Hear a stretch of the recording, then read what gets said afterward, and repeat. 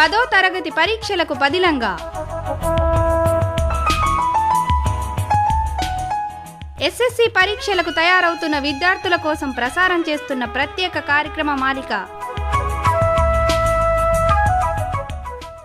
Hi hello friends, ముందు షోలో just మీలో ఉన్న శక్తిని, అపారమైన కాన్ఫిడెన్స్ని గుర్తు చేసే ప్రయత్నం చేశాను. ఇప్పుడు పేపర్ 1, పేపర్ 2 గురించి చర్చించుకుందాం. పేపర్ 1లో సెక్షన్ ఏబీసీలు ఉంటాయని మీకు తెలిసిన విషయమే. ఏలో రీడింగ్ కాంప్రిహెన్షన్, వాటి మార్కులు 15. బిలో వొకాబులరీ అండ్ గ్రామర్, వాటి మార్కులు 10. సిలో క్రియేటివ్ రైటింగ్, వాటి మార్కులు 15. మొత్తం 40 మార్కులు ఉంటాయన్న విషయము పాతదే. అలాగే పేపర్ 2లో కూడా 15, 10, 15 టోటల్ 40 మార్కులు ఉంటాయిగా. అయితే పేపర్ 1లో సెక్షన్ ఏలో రీడింగ్ కాంప్రిహెన్షన్ చూద్దామా. మరి మీకు ప్యాసేజెస్ ఇచ్చి వాటి క్రింది ప్రశ్నలకు జవాబులు రాయమంటారు. ఈ ప్యాసేజ్లు మీ పాఠాల్లోవే కాబట్టి వాటిని తక్కువ టైంలోనే చదివేస్తారు. మరి దీన్నే రీడింగ్ అంటాం. రీడింగ్ మరియు రీడింగ్ కాంప్రిహెన్షన్ ఈ రెండు ఒకటేనా? ఈ సెక్షన్లో రీడింగ్ కాంప్రిహెన్షన్ అని ఎందుకన్నారు అంటే, న్యూస్ పేపర్లో ఒక సినిమా పేజీని కానీ, ఒక స్పోర్ట్స్ పేజీని కానీ ఎలా చదువుతారు మీరు? మొదటి పదం, రెండవ పదం, మూడవ పదం, ఇలా మొదటి వాక్యం, రెండవ వాక్యం, మూడవ వాక్యం. మరి మొదటి వాక్యం దాటుతుండగానే దాని అర్థం తెలిసిపోతుంది మీకు. రెండవ వాక్యం చదువుతున్నప్పుడు మొదటి వాక్యంతో దానికున్న లింక్ మీకు చూచాయగా తెలుస్తుంటుంది. దీన్ని మనం ఇంగ్లీష్లో 3 రకాలుగా చెప్పుకుంటాం: reading the lines, reading between the lines, reading beyond the lines. ఈ 3 కూడా రీడింగ్ టెక్నిక్సే. రీడింగ్ ద లైన్స్ అంటే ఏ లైన్ కా లైన్ వేరువేరుగా చదివి అర్థం చేసుకునే ప్రయత్నం చేయడం. రీడింగ్ బిట్వీన్ ద లైన్స్ అంటే 2 లైన్స్ మధ్య ఉన్న సంబంధాన్ని అర్థం చేసుకుంటూ ప్రయత్నం చేయడం. రీడింగ్ బియాండ్ ద లైన్స్ అంటే మొత్తం ప్యాసేజ్ వెనకాల ఉన్న నిగూఢార్థం, పరమార్థం, లోతైన సత్యం తెలుసుకోవడం, నీ కోణంలో కనుక్కోవడం. దీన్నే మరి పర్ఫెక్ట్గా ఆచరిస్తే రీడింగ్ కాంప్రిహెన్షన్ పూర్తవుతుంది. Reading is different from reading comprehension. మరి క్వశ్చన్ పేపర్లో ఉన్న ప్యాసేజ్ ఎలా చదువుతారు? సైలెంట్ రీడింగ్ చదువుతారా, లేక బయటకి గట్టిగా చదువుతారా? సైలెంట్గానే చదువుతారు కదా. మరి ప్రాక్టీస్లో ఎప్పుడైనా సైలెంట్ రీడింగ్ చేశారా? అలా చేస్తేనే ఈ రీడింగ్ కాంప్రిహెన్షన్ను పూర్తిగా మీరు చేయొచ్చు. అయినా సరే నా వంతుగా ప్రయత్నిస్తా మీకు కొన్ని టెక్నిక్స్ అందించడానికి. ఉదాహరణకు మనం ఒక ప్యాసేజ్ని తీసుకుందాం. ద స్టోరీడ్ హౌస్ నుండి 3 లైన్స్ తీసుకుందాం. First line, The house was complete and the traditional housewarming ceremony was planned. Second line, invitations were sent to relatives in different villages. Third sentence, the village elders by convention could not be invited to a meal or refreshments, so they were invited to this ceremonial pan supari. First technique ప్రకారం reading the lines కదా. మరి first sentence అర్థం ఏమైంది? ఇల్లు పూర్తయింది, గృహప్రవేశ ఆహ్వానానికి ఏర్పాట్లయ్యాయి. The house was complete and the traditional housewarming ceremony was planned. ఇల్లు పూర్తయింది, గృహప్రవేశ ఆహ్వానానికి ఏర్పాట్లయ్యాయి. సెకండ్ సెంటెన్స్ ప్రకారం చుట్టుపక్కల ఊళ్ళ చుట్టాలందరికీ ఆహ్వానాలు పంపబడ్డాయి. Invitations were sent to relatives in different villages. చుట్టుపక్కల ఊళ్ళ చుట్టాలందరికీ ఆహ్వానాలు పంపబడ్డాయి. థర్డ్ సెంటెన్స్ ప్రకారం ఆ ఊరి పెద్దలు మాత్రం భోజనానికి పిలవబడలేదు, కానీ కేవలం చాయ్ పాన్కు మాత్రం పిలువబడ్డారు. The village elders by convention could not be invited to a meal or refreshments, so they were invited to the ceremonial paan supari. ఆ ఊరి పెద్దలు మాత్రం భోజనానికి పిలువబడలేదు, కానీ కేవలం పాన్ సుపారీకి మాత్రం పిలువబడ్డారు. ఇప్పుడు మీ ప్రశ్నలు ఇలా ఉంటాయేమో చూడండి. First question, who were invited for the function? Second question, who were not invited for the meal? Third question, what were the village elders invited for? Fourth question, why were they not invited for a meal or refreshments? Fifth question, why do you think the village elders were called for Pan Supari only? Sixth question, when do we usually take Pan Supari? Seventh question, the village elders could not be invited to a meal. Why was it not possible for them to invite them for a meal? Why could the village elders not be invited to a meal? దీంట్లో 2 ప్రశ్నలు ఉన్నాయి.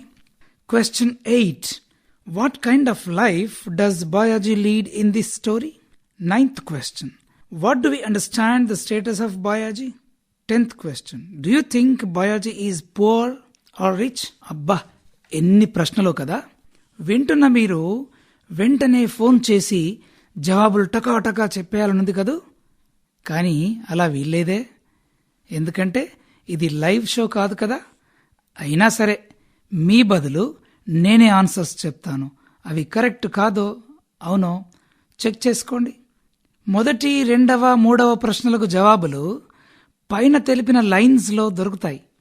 మిగతావన్నీ కూడా beyond the lines, అంటే story పూర్తిగా అంచనా వేసిన తర్వాత మీ స్వంత అభిప్రాయాలతో జవాబులు తెలపడం, లేదా ఒక లాజిక్ ద్వారా జవాబులు రాయడం. మరి చెక్ చేసుకోండి, చూద్దాం. First question, who were invited for the function? Answer ఏమనుకున్నారు? నేనిచ్చే ఆన్సర్ అయితే రిలేటివ్స్ ఇన్ డిఫరెంట్ విలేజెస్. ఓకేనా? Who were invited for the housewarming ceremony, relatives in different villages answer. సరే, second question, who were not invited for the meal? Answer in the village elders. మీరు కూడా ఇంచుమించు ఇలాగే అనుకున్నారా? అయితే correct. Third question, what were they invited for? Answer for paan supari. Yes, the village elders were invited for Pan Supari only.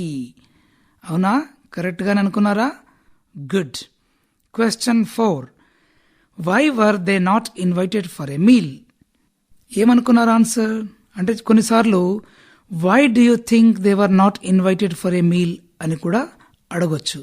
మరి ఇప్పుడు మీరు జవాబుని ఎలా స్టార్ట్ చేస్తారు? ఐ థింక్ అని స్టార్ట్ చేస్తూ మిగతాది పూరించాలి. మీరు ఎలా అనుకుని ఉంటారు? It was not possible for Bayaji to invite them అని కదూ. సరే, ఇంకొక ఆన్సర్ కూడా చూద్దాం. The expenditure may be more that Bayaji cannot afford. ఇంకొక ఆన్సర్ చూద్దామా? Bayaji is poor so he cannot afford the expenditure. సరే, ఈ 3 కూడా కొంచెం దగ్గరగానే ఉన్నాయి. మీకు మార్క్స్ ఫెచింగ్ అవకాశం ఉంది. ఇలాగే అనుకున్నారా? ఇంకా ఏమైనా అనుకున్నారా? ఒకసారి చెక్ చేసుకోండి. సరే, question 5, why do you think they were invited for paan supari only? దీనికి ఆన్సర్ ఏమై ఉంటుంది? క్వశ్చన్ ఒక్కోసారి తిప్పి అడిగినా ఈ ఆన్సర్ కూడా ఇంచుమించు 4వ ప్రశ్న ఆన్సర్ లాగే ఉంటుంది. కాకపోతే ఐ థింక్ అని స్టార్ట్ చేయాలి. I think the expenditure may be more that Bayaji cannot afford అని రాస్తే సరిపోతుందేమో. Yes. Question 6, when do we usually take paan supari? ఇలా అడిగితే ఏం రాస్తారు?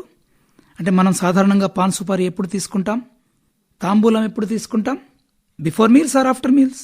Yes, you are correct. Answer is after meals. అంటే భోజనం కాకుండా కేవలం భోజనం అయిన తర్వాత ఆఫర్ చేసేటటువంటిది. మరి ఇక్కడ విలేజ్ ఎల్డర్స్ ని కేవలం పాన్ సుపారీకి మాత్రమే పిలిచారు, భోజనానికి కాదని తెలుస్తుంది కదా. Question 7, why could they not be invited to a meal? మళ్ళీ పై ఆన్సర్లు రిపీట్ అయినా చూసారా? బాయాజీ ఈజ్ పూర్ అనో, Bayaji cannot afford to meet the expenditure అనో జవాబులు మనకు తోస్తున్నాయి కదా. Right, you are correct.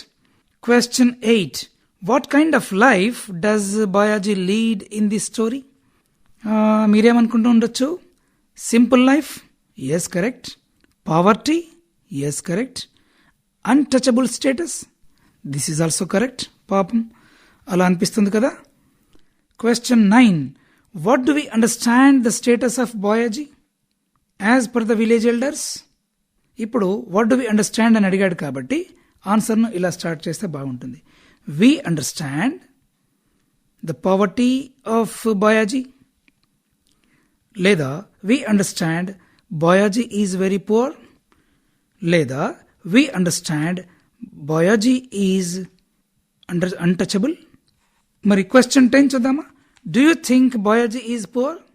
Yes, I think Boyaji is poor. Question 11. Boyaji constructed a storied house. Do you still think he is poor? Yes, I think so. Because he earned and saved money all his life for the construction of a storied house. ఇలా కాకుండా మీరు ఇక్కడ ఆన్సర్ను విభేదిస్తూ ఇంకోలా కూడా రాయొచ్చేమో చూడండి. No, I don't think so. He is rich because he constructed 2-storied house. మొత్తం passage చదివిన తర్వాత ఒకవేళ ఇది కరెక్ట్ అనిపిస్తే రాయొచ్చు, ఇలా కూడా రాయొచ్చు. ఇలా దాదాపుగా కొంచెం అటు ఇటుగా మీరు కూడా ఇలాంటి జవాబుల్ని రెడీ చేసుకొని ఉంటారా? Yes, good. మొదటి 3 ప్రశ్నలకు మాత్రమే ప్యాసేజ్లో ఆన్సర్స్ దొరుకుతాయి, కానీ తర్వాతి ప్రశ్నలకు రీడింగ్ బిట్వీన్ ద లైన్స్ మరియు reading beyond the lines techniques మాత్రమే ఉపయోగపడతాయి. సరే, అయితే ఇప్పటికే టైం బాగా అయింది కదా. మరి మిగతా టెక్నిక్స్, ఈ భాగానికి సంబంధించి మిగతా టెక్నిక్స్ వచ్చే భాగంలో తెలుసుకుందామా? మరి అంతవరకు సెలవు. మరి బాయ్ బాయ్. 10వ తరగతి పరీక్షలకు పదిలంగా ఎస్ఎస్సి పరీక్షలకు తయారవుతున్న విద్యార్థుల కోసం ప్రసారం చేస్తున్న ప్రత్యేక కార్యక్రమ మాలిక